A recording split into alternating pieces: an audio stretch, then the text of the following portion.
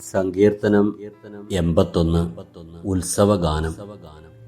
നമ്മുടെ ശക്തി കേന്ദ്രമായ ദൈവത്തെ ഉച്ചത്തിൽ പാടിപ്പൊഴുത്തുവിൻ. യാക്കോവിന്റെ ദൈവത്തിന് ആനന്ദത്തോടെ ആർപ്പ് വിളിക്കുവിൻ. തപ്പുകൊട്ടിയും കിന്നരവും വീണയും ഇമ്പമായി മീട്ടിയും ഗാനമുതിർക്കുവിൻ.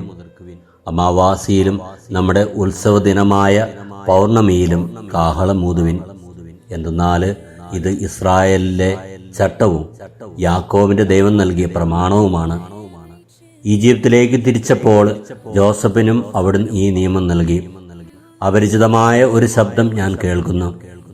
ഞാൻ നിന്റെ തോളിൽ നിന്ന് ഭാരം ഇറക്കി വെച്ചു, നിന്റെ കൈകളെ കുട്ടയിൽ നിന്ന് വിടുവിച്ചു.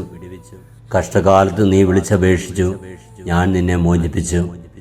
അദർശനായി ഇടിമുഴക്കത്തിലൂടെ നിനക്ക് ഉത്തരമരുളി. മെരീബാ ജലാശയത്തിനരികെ വെച്ച് ഞാൻ നിന്നെ പരീക്ഷിച്ചു. എന്റെ ജനമേ, ഞാൻ മുന്നറിയിപ്പ് നൽകുമ്പോൾ ശ്രദ്ധിച്ചു കേൾക്കുക.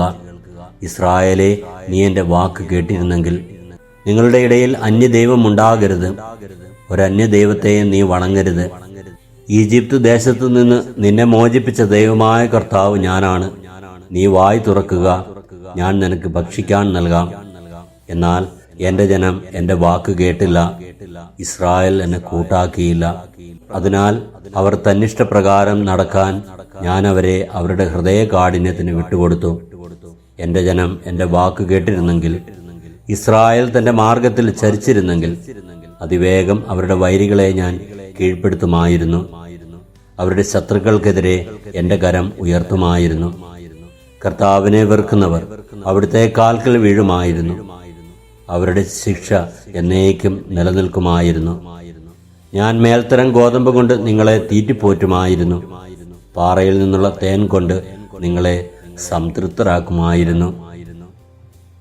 കർത്താവേ, എപ്പോഴും അങ്ങാണ് എൻ്റെ ദൈവം. അങ്ങേ മാത്രം വണങ്ങിക്കൊണ്ട് ശിഷ്ടകാലം ജീവിക്കുവാനുള്ള കൃപയേകി ഞങ്ങളെ അനുഗ്രഹിക്കണമേ. കർത്താവേ, ഞങ്ങൾ കഷ്ടകാലത്ത്, ഞങ്ങളെ പ്രതിസന്ധികളിൽ, ഞങ്ങളുടെ രോഗാവസ്ഥകളിൽ അങ്ങയെ വിളിച്ചപേക്ഷിച്ചപ്പോൾ അങ്ങ് ഉത്തരമരളിയല്ലോ.